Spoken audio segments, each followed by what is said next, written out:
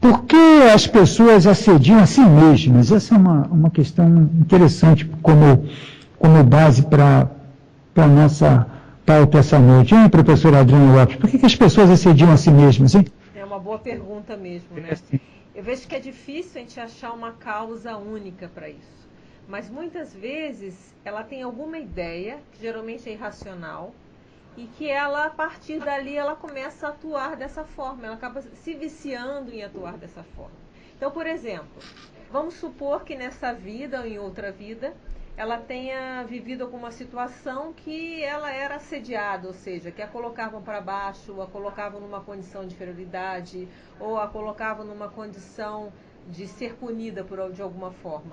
Então ela vai trazendo esse comportamento, daqui a pouco não tem mais ninguém, ela mesma por si própria ela consegue fazer por ela mesma. Então pode ter sido um vício de pensar, ela assimilou uma condição externa. Ou às vezes pode ser uma convicção mesmo. Por exemplo, se ela tem uma ideia de que para ela se purificar, ela precisa se punir, então ela vai se punir, nem que seja a partir dos próprios pensamentos. Então aqui são dois exemplos de situações possíveis que podem estar aí na raiz da pessoa a optar, né, por assediar a si mesma. Perfeito, Eduardo, ainda nessa questão. Então, Adriana, uma outra questão que a gente também pode pensar, assim, nos nossos ouvintes, é assim, se esses pensamentos repetitivos também podem ter influência de consciências extrafísicas. Como é que fica isso? Sim, isso acontece também. Vamos pensar. A gente sabe que as consciências, nós estamos o tempo todo interagindo com pessoas físicas e pessoas extrafísicas, né? Que não têm esse corpo físico, mas elas estão tão vivas como nós. E o que acontece? Se por acaso tem alguém que lá do outro lado está um pouco chateado com a gente, eles podem vir com esses sentimentos de acusatórios e a pessoa não entende muito bem, ela começa a pensar que é dela e na verdade às vezes é de fora. E essa acusação pode ser verídica, pode ter algum fato concreto no passado ou não, mas às vezes não, às vezes simplesmente a pessoa entendeu errado e a pessoa entra na onda e se assedia com essa situação. E às vezes também não é nenhuma intenção. Vamos pensar assim, uma consciência extrafísica que esteja mais doente. Então ela não tem nem intenção de fazer mal, mas ela às vezes está mais deprimida, mais para baixo, morreu e continua nesse padrão.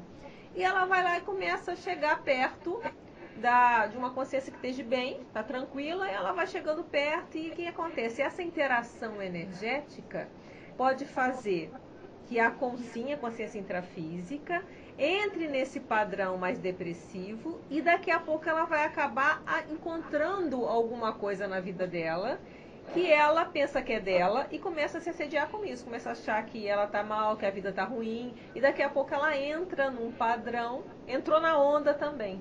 Então isso pode acontecer. Perfeito. Então é importante, Adriana, então a pessoa ter um bom nível de autoconhecimento, saber como é que é a manifestação dela padrão no dia a dia, senão ela acaba embarcando sem nem saber aonde nesse barco, né? Perfeito, Eduardo. É muito importante, se a gente já sabe como nós pensamos, já temos uma ideia de como é o nosso padrão, a gente começa a ficar mais esperto, né, por assim dizer, quando vem essas interferências. Fala, peraí, eu estou bem até um minuto atrás. De repente eu começo a me sentir mal, começa a vir umas ideias esquisitas na minha cabeça. O que está acontecendo? E aí entra uma coisa muito séria que é o trabalho das energias. Então se a pessoa começa a trabalhar, se equilibrar novamente, a tendência é ela mudar. O pensamento sumiu, o pensamento veio e some com a mesma rapidez. Já dá um sinal, opa, então isso aqui era uma influência externa. Perfeito. Professor, eu só queria retomar um comentário que a professora fez na primeira pergunta em relação à culpa. Queria que ampliar um pouco, porque isso está tem muito isso na base da sociedade, a questão da culpa, talvez pelo processo religioso, né, professora? Sim, isso tem nós temos um processo religioso muito antigo que tem uma valorização da culpa, né, da purificação através da culpa. E o que a gente entende, a culpa ela tem uma certa, vamos dizer, valor no sentido se por um ângulo. Por exemplo, se eu me sentir culpada, eu fiz uma coisa que eu sei que é errada, que eu achei que não deveria ter sido correta, eu vou sentir um sentimento de culpa. Até aí tudo bem. A questão fica patológica na hora que essa culpa começa a paralisar e a pessoa não sai disso. O mais certo é o seguinte, ok, errei, tá certo. Então eu assumo a culpa por isso, autoculpa no sentido, assumir a culpa, então eu vou fazer algum ato para repor isso. E aí não tem mais culpa, porque a pessoa já fez um processo, começou a ressarcir alguma situação.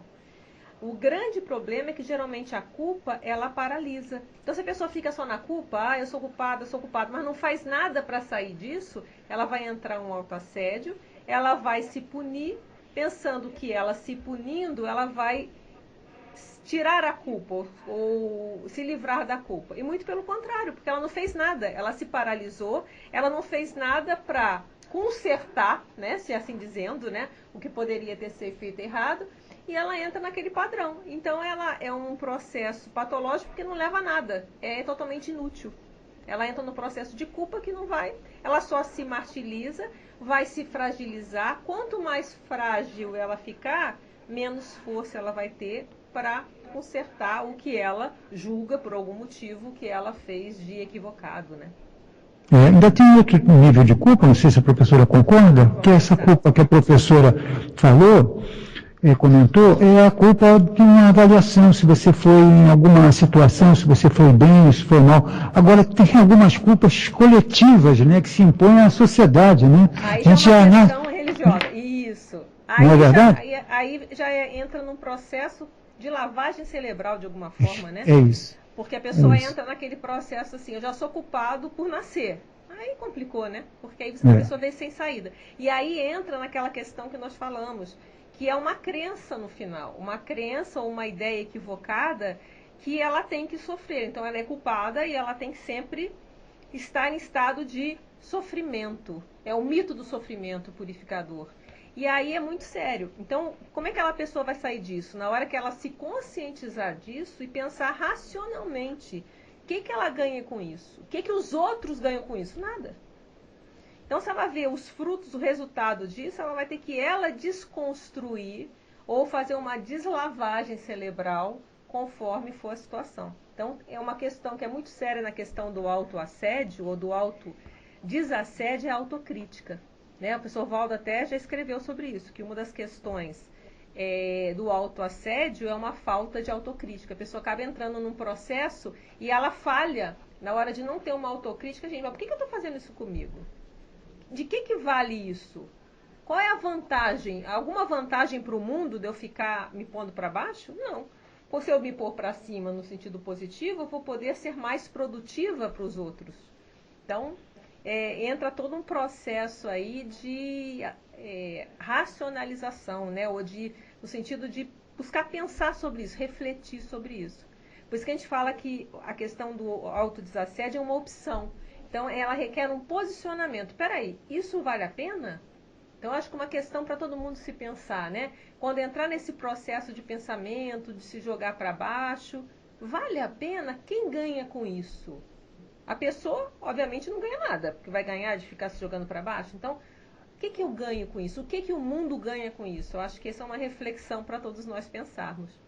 Sim, mas aí, professor, o autoassédio é uma forma de vitimização? Sim, é uma forma de vitimização. Porque a pessoa, ela, na verdade, quando a gente fala de vítima, tem o algoz e a vítima, né? No caso, Sim. ela é o próprio algoz dela mesma. E ela vitimiza porque ela vai paralisar a vida dela, ela vai paralisar, pode entrar num processo de autossabotagem. Então ela começa a se sabotar, não. Entra no autoassédio, eu não valho nada, eu não mereço isso. Então ela começa às vezes a se sabotar mesmo. Tem tudo dando certo, ela arranja uma maneira de fazer um negócio para funcionar, para ela justificar para ela mesma. Tá vendo? Eu não falei que eu não valia nada? Tá certo? Eu não falei que isso não ia dar certo? Eu não falei para mim mesmo que eu não servia para alguma coisa? Então, o autoassédio, ele pode levar a essas outras coisas. A uma vitimização e a um processo de autossabotagem, que é também uma forma de você criar um processo que você fica vítima de você mesmo. Eduardo, quer retomar um ponto aí que já foi abordado, né? Sim, Adriana, essa questão da vitimização parece ser bastante relevante, porque nós vemos na experiência que às vezes algumas pessoas ficam anos da vida, por vezes décadas, repetindo erros que aconteceram no passado, ou se martirizando porque um casamento não deu certo, ou porque um filho saiu de casa, e acham que a vida não dá certo por causa disso. Seria interessante abordar um pouquinho a questão da responsabilidade disso, como é que pode ser, como é que a consciência pode fazer o próprio autoenfrentamento para não ter que ficar chorando a vida inteira. Na verdade, até a gente já escreveu sobre isso, a questão do apego à perda, né? Muitas vezes é uma forma de autoassédio, né? Esses exemplos que você deu. A pessoa às vezes se apega àquilo que ela perdeu. Você deu o exemplo do casamento, você deu o exemplo às vezes de um filho que saiu, ou até que às vezes morreu, né? Então, há um apego a uma situação que já passou. E aonde estaria a condição mais complicada que a pessoa poderia pensar? Que no momento que ela está se apegando a uma coisa que já foi e que ela não tem como voltar, é inviável, né? Nós não conseguimos voltar no tempo, ela continua perdendo coisas. Então ela está perdendo o presente, ela está perdendo oportunidades, está perdendo companhias, companheiros, pessoas que ela poderia estar tendo um bom relacionamento, oportunidades, e que daqui a pouco a tendência ela pode vir a se queixar depois de ter perdido essas situações. Então é interessante raciocinar que vai havendo um acúmulo de perdas. Então houve uma perda lá atrás e a pessoa, quando ela se prende a isso e fica se assediando em relação a essa situação, ela vai continuando perdendo. Então ela está aumentando o número de perdas. Então é uma coisa para a gente pensar também. Sem dúvida. Agora, professora, como se faz o autodesassédio? Olha, como a gente está falando aqui, o autodesassédio são pensamentos, o autoassédio são pensamentos equivocados, né? Então são pensamentos negativos contra si próprio. Então é aquela que acaba virando uma cantilena. Se a gente começar a observar, às vezes os pensamentos até eles ficam muito parecidos. Às vezes é mais fácil a gente ver no outro. Então a gente começa a observar na outra pessoa que ela às vezes começa a reclamar e ela começa a reclamar quase usando as mesmas palavras. Então, conosco é a mesma coisa. Se a gente entrar em autoassédios, a gente começa a entrar nesse burburinho de autoculpas e esses pensamentos, entra num fluxo de pensamentos contra si mesmo. Então, a primeira coisa para fazer é cortar esse fluxo. Como é que você pode cortar isso? Então, tem pessoas que fazem, por exemplo, elas têm que mudar o bloco pensênico, mudar a forma de pensar. Então, tem pessoas que às vezes gostam de fazer uma caminhada, então na hora que ela vai suar, aquilo ajuda ela mudar um pouco. Outros vão cozinhar, tem gente que eu gosto, eu já vi que vai plantar, vai mexer com terra, ou vai pensar em outra língua, também isso funciona, porque é outra área do cérebro, né? Então começa a pensar em outro idioma. Então a pessoa tem que encontrar alguma coisa que ela goste de fazer e que ajude primeiro a parar de pensar nisso, cortar. E aí depois ela pode até olhar com calma e ver, mas por que eu estava pensando nisso, né? Qual é a raiz disso tudo? Mas o primeiro momento para o desassédio é cortar esse tipo de pensamento. Tem um livro interessante, é de um psicólogo, se eu não me engano é argentino, chama Walter Rizzo. O título é Pensar Bem, Sentir Bem. É mais ou menos por aí. Se a gente começa a pensar direito, a gente também vai sentir bem. Porque o autoassédio, ele leva a gente a se sentir muito mal com a gente mesmo. Então entra num processo bem negativo. Agora, esse quadro, ele pode levar a uma situação crônica de assédio por muito tempo, professor? Pode, porque aí o que acontece? Se a gente começa a entrar nesse padrão mais de jogar para baixo, então vamos supor que tenha, vocês falaram das consciências extrafísicas, né? Então alguém lá que entra nesse padrão e começa também, às vezes, ficar em cima. Então pode gerar um processo de assédio crônico, porque ela faz... uma coisa que é bom a gente lembrar, né? Que a gente sempre coloca na Conscienciologia. Todo heteroassédio, que é o assédio de uma outra pessoa, seja física ou que não tenha mais esse corpo extrafísica, para cima de nós, sempre tem raiz no autoassédio. Por quê? Senão aquele ataque ou aquela situação não cola. Então, por exemplo, se vira, vou fazer um exemplo bem bobo, né? Igual de criança. Se vai lá e vira e fala assim, você é bobo, ou você é burro, por exemplo, assim. Se a pessoa ela é bem confiante, ela tem uma autoconfiança que ela não é e que ela é inteligente, aquilo não vai nem fazer cosquinha, né? Mas vamos supor que essa pessoa, por algum motivo, ou na infância teve algum trauma, ou chamavam ela que ela tinha dificuldade, ou ela era chamada de burra no colégio, por algum motivo, mesmo que não seja.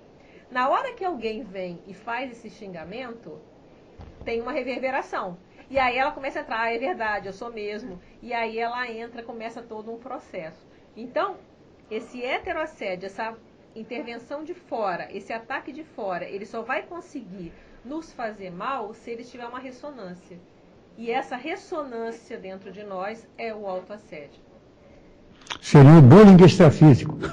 O bullying, né? O que é o bullying? O bullying é isso, é o assédio, né? As pessoas assediam. Então vamos pensar, se a pessoa entra naquela onda, é muito sério. Então, esse exemplo é perfeito. Vamos supor, alguém que está sofrendo essa condição, né?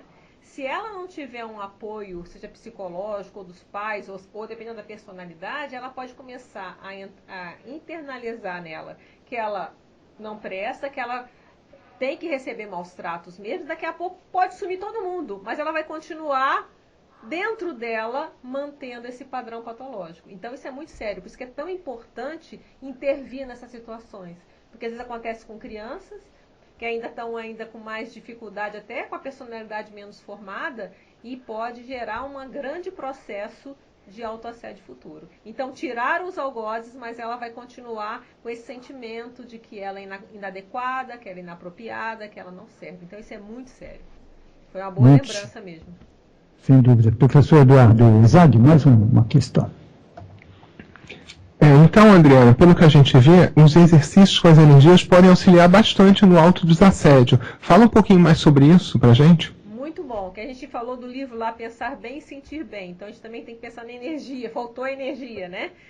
Porque, como a gente já colocou aqui, nós estamos o tempo todo interagindo com outras pessoas. Energeticamente, nós temos uma energia e nós interagimos com as pessoas o tempo todo. E essas interações, elas podem, às vezes, serem com pessoas sadias e, às vezes, com pessoas que estão mais patológicas. A gente deu exemplo, a pessoa que está mais deprimida. Então, tem um colega que foi bem, foi para o trabalho, está lá no metrô, está lá no ônibus, está feliz da vida. Aí senta com alguém do seu lado e daqui a pouco você começa a se sentir mal. Por quê? Você teve uma interação energética, se essa pessoa não está bem, você pode começar a entrar nesse processo energético que você vai assimilando esse padrão. Se nós não tivermos lúcidos para isso, se tiver luz, o que a gente faz? A gente pode encher essa pessoa de energia, assiste ela e acabou. Mas se não estamos lúcidos, a gente pode entrar, então a gente começa a se intoxicar com essas energias. Então, para nós sustentarmos essa forma de pensar direito, a gente vai ter que ter um domínio de energia para a gente não entrar na onda dessas interferências. Porque o mundo a gente vai lidar com pessoas de todos os tipos, em vários estados, até emocionais. Se a gente começar a entrar na onda de todo o sentimento de todo mundo, a chance de a gente entrar num processo de autoassédio é maior. Então, para manter esse pensamento correto, sem essas interferências, o domínio das energias é essencial. Porque a gente vai lá e se limpa. Então, a gente faz o trabalho de energia e não pega os resquícios dessas interferências patológicas de consciência, sejam intrafísicas ou extrafísicas. Agora, professora, no caso, a professora já comentou que os pensamentos repetitivos eles podem ter influência de consciências extrafísicas. Nesse processo seria importante, então, também, além das energias, identificar esses traços, né? Sim. Pesquisa nesse sentido, né? Porque tem alguns traços da personalidade, desculpa, professora, que são muito fortes, né? Sim. São muito fortes, né?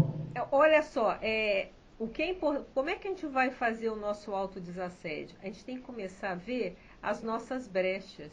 É aonde, quem me fez aquele exemplo simples para fazer uma coisa mais ilustrativa. A questão que a gente falou do bobo e burro, né? Coisa bem de criança. Mas vamos supor, se a pessoa descobre que é aquilo que na hora que alguém me fala, ou algum padrão acontece e eu fico muito mal. Então a gente começa a descobrir as nossas brechas. E vai começar, mas por que isso me afeta?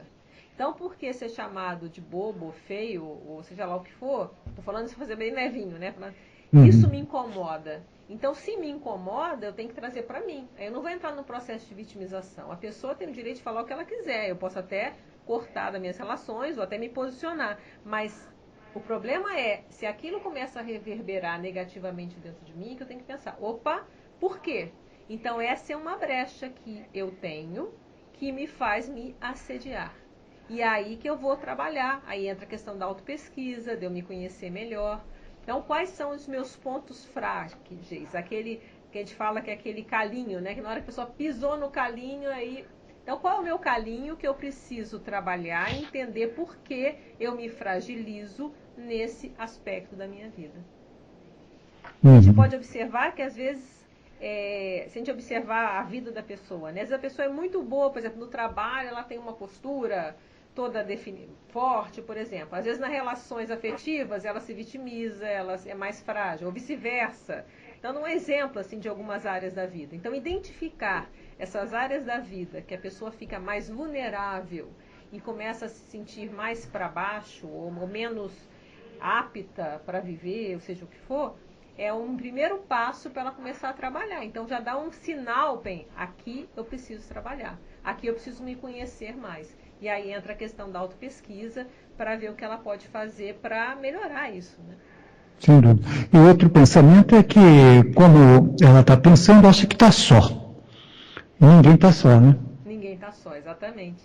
Uhum. Então, as pessoas pensam às vezes que... E é uma coisa equivocada, né? Que as pessoas acham que eu estou sozinha, eu posso pensar qualquer coisa. Então, eu posso pensar mal do outro, que isso não tem consequência. Tem.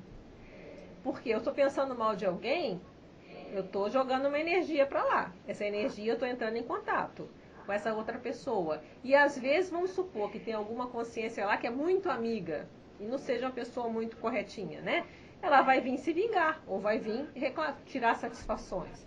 Então, nós nunca estamos sozinhos. A gente está interagindo o tempo todo energeticamente. Então, a gente tem que pensar, a gente pode interagir energeticamente com energias positivas e vamos nos sentir mais fortes, nos sentir mais energizados, ou podemos entrar com padrões mais doentios. Aí fica uma opção.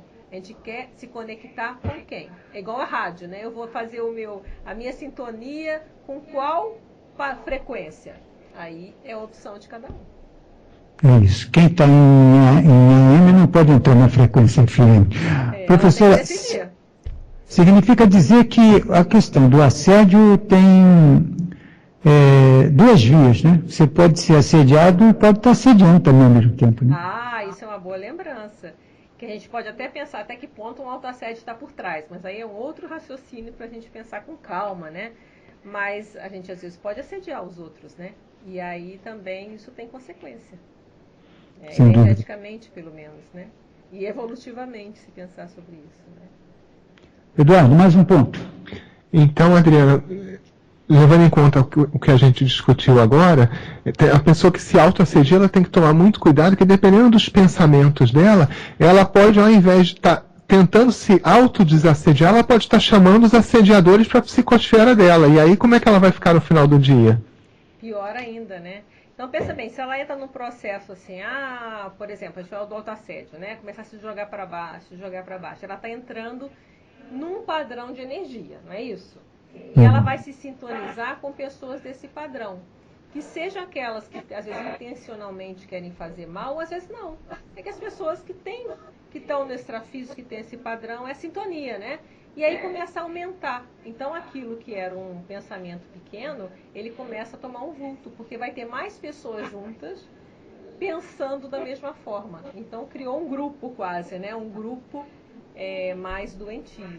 Então, é muito sério isso que você está falando, sim. E a mesma coisa, vamos pegar o contraponto, né? Se a pessoa começa a fazer esse trabalho de desassédio, de buscar pensar melhor, pensar bem de si, pensar bem de si no sentido até de ser mais produtiva para os outros. Isso ela também vai atrair pessoas mais positivas. A questão dos amparadores, né?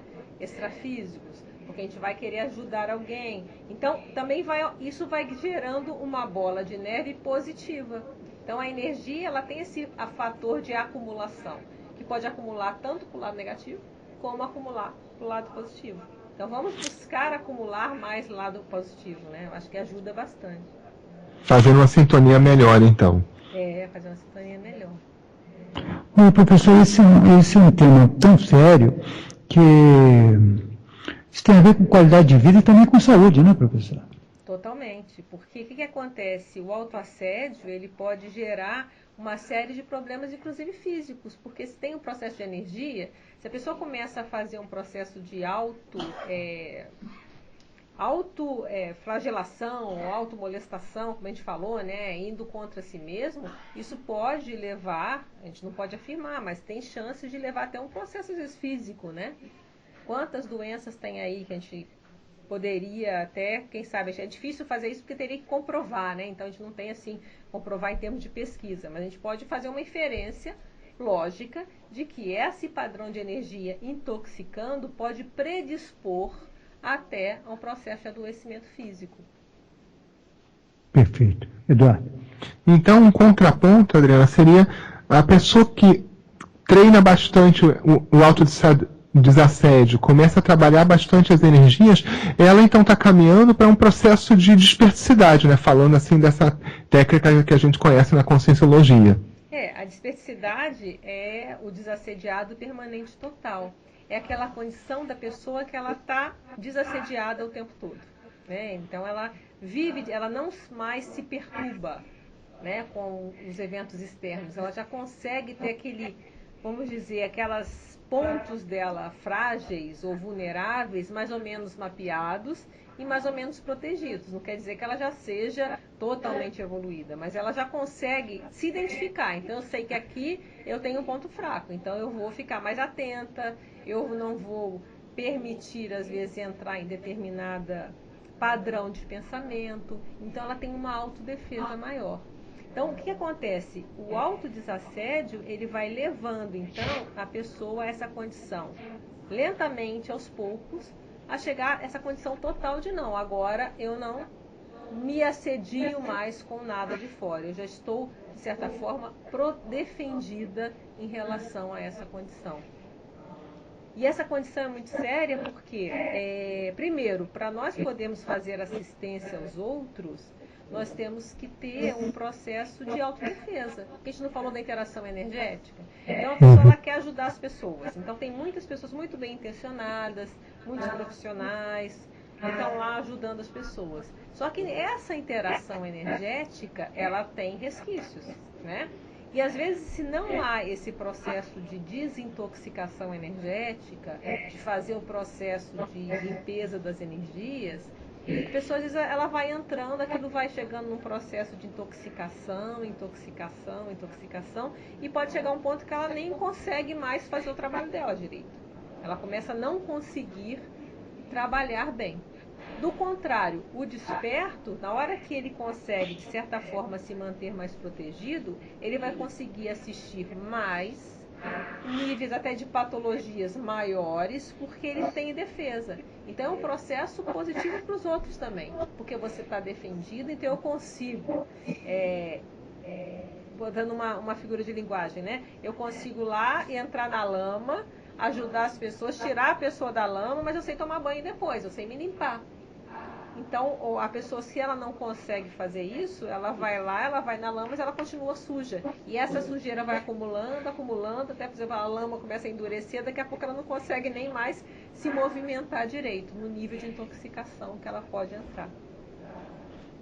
Então, professor, significa dizer que tem que conhecer do processo das energias, né? É o que nós estamos falando. Importante. Eu acho que vai tudo junto, né? A desperticidade, para a gente chegar lá, requer uma série de investimentos. Por isso a gente fala da questão da opção para o autodesassédio. Na hora que eu faço uma opção para o autodesassédio, não é que amanhã, então, eu não tenho mais autoassédio. Porque, às vezes, as ideias elas estão tão já enraizadas no nosso modo de pensar que não é de uma hora para outra. Mas a gente fez a opção. Então, nós vamos começar a trabalhar para minimizá-las. E aí entra esse processo que a gente falou de estudar os próprios pensamentos, ficar mais atenta, arranjar estratégias para na hora que esse processo começar a sair desse processo, não deixar ele seguir adiante. E as energias são fundamentais também. Por quê? Eu vou conseguindo sustentar esse trabalho. E tem um outro enfoque que a gente ainda não falou, que é a questão da cosmoética, né? Dessa ética maior. Então, porque o autoassédio, na verdade, a gente pode dizer que é uma coisa anticosmoética, no mínimo com a gente mesmo. Né? Nós estamos, se é anticosmoético, se não seria ético a gente maltratar os outros, por que seria ético maltratar nós mesmos? E o autoassédio é uma forma de nos maltratar, não é isso? Então, a questão e também entender melhor essa questão da ética, num sentido mais amplo, que a gente fala da cosmoética, também é um outro caminho muito importante nesse processo de buscar o autodesassédio para chegar nessa condição ideal da desperticidade. Perfeito. Então, o autoassédio, podemos concluir que tem relação com a desperticidade, é isso, professor? Sim, na verdade a gente pode pensar em percentuais, né? Uhum. Então, na hora que eu vou fazendo o meu autodesassédio, eu vou aumentando a minha capacidade de me manter sem assédio externo, uma hora que eu vou estar até que eu chego na desperticidade. Porque lembra que a gente falou que o heteroassédio, o assédio dos outros sobre nós, ele tem uma raiz no autoassédio, não é? Se a gente começa a tirar esses autoassédios, a gente começa a cortar o link. É aonde que essa assédio externo ia pegar. Então não tem mais liga. Foi aquele exemplo que a gente falou. Se a pessoa chega, não, vamos supor aquele exemplo que a gente falou no início. A pessoa, por algum motivo, ela tem algum problema que ela se acha com dificuldade, se acha burra, por exemplo, né? E chega uma hora que ela raciocina, não tem nada a ver, isso está errado, isso é uma bobagem, isso não foi um processo lá, um bullying, às vezes, que ela viveu na infância, isso é uma bobagem. Não tem. Então, as pessoas se forem chamar ou tentar ofendê-las em relação a isso, não tem mais pega. Ela fala, não, isso não é verdade, isso não procede. Entende o que a gente está querendo dar de exemplo? Então, é mais ou menos assim. Então, o autodesassédio, nós vamos cortando ou minimizando essas brechas, e aí com isso nós vamos ficando mais perto dessa condição de desperticidade. O assédio de fora não tem mais reverberação no nosso mundo íntimo. E aí é só com você. E aí é você com você. Aí a evolução continua, não é? Mas aí é a gente com a gente. O de fora já não bate mais. E aí a gente vai continuar. Pelo menos a gente já mapeou os nossos... É até uma dúvida que se tem, né? O autoassédio, ele continua depois da desperticidade? Eu também não sei te dizer. Vamos ver o que vai acontecer. Mas a tendência, se ele continuar, pelo menos ele está dominado, porque ele não consegue, pelo menos, reverberar de fora. A pessoa às vezes já mapeou, mas ela se mantém, de certa forma, aquilo não... Ela já sabe os pontos fracos dela. Então essa é a hipótese que a gente vai... Com o tempo da evolução, a gente vai comprovando ou não. Então, Adriana, pelo que a gente está vendo, então, a questão do autodesassédio então, tem muito a ver com o mental soma, né, com o corpo das ideias. Parece que o autodesassédio ele ajuda mais quando é feito pelo mental soma? Caminha junto, né? O que a gente pode pensar? O autodesassédio, ele anda junto com a questão das energias, como a gente já falou muitas vezes, e também com a questão da própria compreensão da situação. Por isso é tão importante o estudo entrar aí, né? Então, se a gente começar a estudar, entender as situações, isso nos ajuda a desassediar. Por quê? A gente começa a ver que aquela ideia, às vezes, é uma ideia irracional, é uma ideia que não tem muita lógica, que não tem razão de ser, né? Eu estava conversando aqui com o Chico, e aí ele estava me lembrando da questão poxa, essas pessoas que não reconhecem elogio, né? É uma forma de autoassédio? De certa forma é. Então, por exemplo, você fala assim, você está bonita hoje. Não é nada, não. Que roupa bonita. Não, comprei, foi baratinha, né? Então, a pessoa às vezes tem dificuldade de reconhecer um traço bom que ela tenha, ou que ela possa estar com uma roupa bonita. De certa forma, aí é que tem que ver qual é a ideia que tem aí, qual o problema dela estar com uma roupa bonita, o que tem de errado dela estar, às vezes, ser elogiada. Não, ela pode ser boa em alguma coisa, que bom, não quer dizer que ela é boa em tudo, mas naquilo ela é boa, e por que não receber um elogio? Essa dificuldade de receber um elogio, às vezes a pessoa pode começar a pensar, será que isso aí não seria alguma ideia equivocada que possa até me levar a algum tipo de autoassédio? Eu não estou dizendo que seja um autoassédio, mas eu ligaria um alerta. Então, voltando para a sua pergunta, na questão, se ela começa a pensar sobre isso, ela pode começar a entender, por que eu funciono assim? O que é um elogio? Por que é tão difícil para mim receber um elogio? O que tem de errado? Não tem nada de errado, eu posso ser boa nisso. Isso não me faz superior a ninguém, me faz superior às vezes em alguma área, mas não em tudo. Então, pensar sobre os fatos, compreender os fatos, estudar sobre os fatos, ajuda muito a gente ir contra os nossos autoassédios. A gente pode pensar que todos nós temos autoassédios, né? Então vamos buscar minimizá-los. É melhor para todos e para a gente principalmente, né? Sem dúvida. Professora, a desperticidade que a professora já abordou aqui é importante nesse processo que nós estamos comentando essa noite, e por isso que eu pergunto, em quanto tempo pode se alcançar a desperticidade? Olha, isso aí vai depender de cada pessoa. O que a gente vê que é o mais sério é as pessoas começarem a aumentar o nível de autodesassedialidade. Então, como que é assim? Que aí fica uma coisa mais prática. Porque a gente falou, a diversidade é uma questão ótima. Eu estou lá, eu estou imperturbável, eu já não, nada me atinge, estou assim, muito bem, né? E aí a pessoa às vezes pode ter aquela ilusão, de então de um dia para o outro eu estou desperta. Não, vamos pensar o seguinte. Quanto tempo eu já consigo ficar sem interferência externa? Eu consigo não ficar mais positiva, sem entrar em autoassédio. E a pessoa pode começar a fazer uma contabilidade, essa é uma técnica.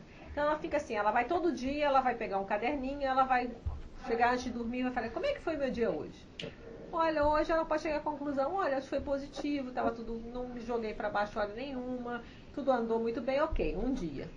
E assim ela vai fazendo a contabilidade. Então ela pode chegar à conclusão, às vezes uma semana, um mês, um ano, 2 anos. Daqui a pouco ela vai aumentando isso e analisando as recaídas. Então no dia que ela fala assim, poxa, hoje aí, ó, não foi legal. Hoje aquele momento, eu realmente me joguei para baixo, a coisa não ficou boa.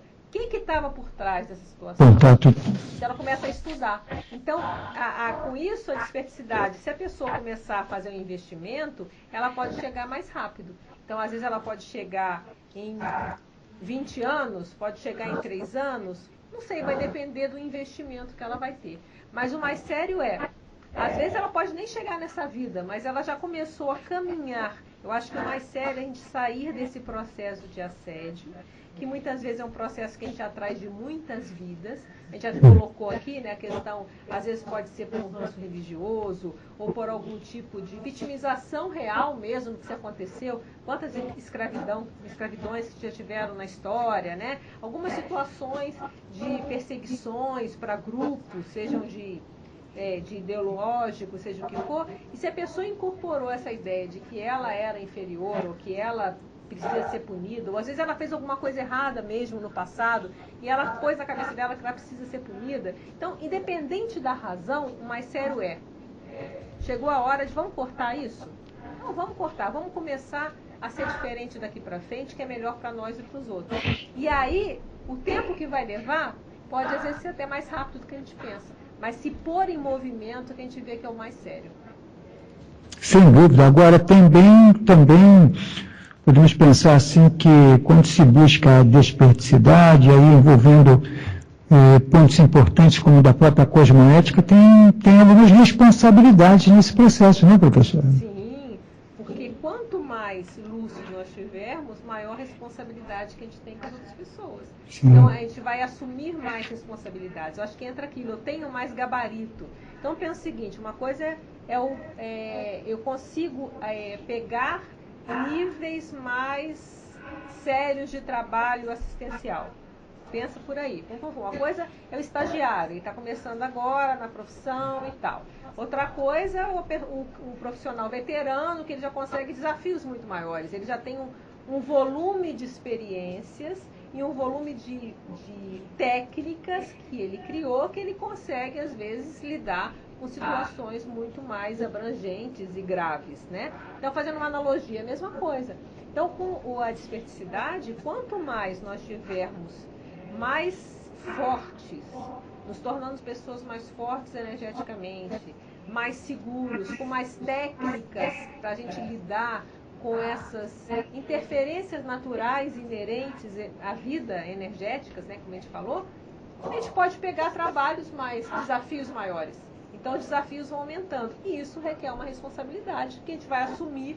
Nós temos gabarito para novos desafios, novos empreendimentos, né, evolutivos, cosmoéticos.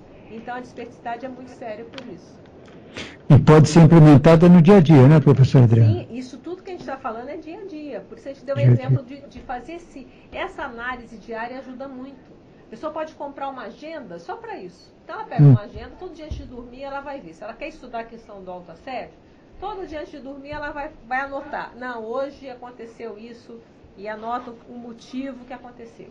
E ela vai começando com isso a contabilizar. Não só ela vai ver as técnicas que ela já possa ter, e ela não se dá conta que é técnica. Ela fala, poxa, aconteceu aquela situação assim comigo, mas eu fiquei bem, eu tirei de letra, eu consegui não entrar naquela situação, eu consegui achar uma solução rápido.